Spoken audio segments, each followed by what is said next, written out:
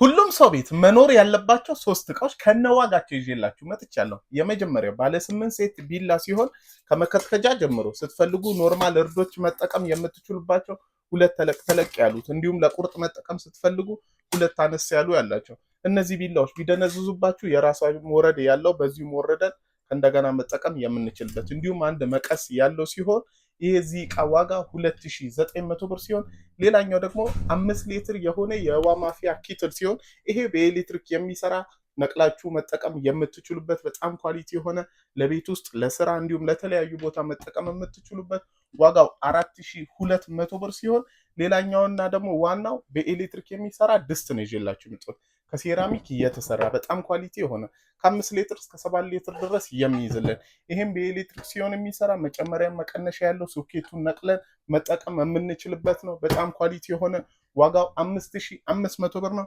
ከነዚህ መካከል ማዘዝ የምትፈልጉት ስልኬና አድራሻዬ ላይ ያለ ደውሉ። እናመሰግናለን። መልካም ጊዜ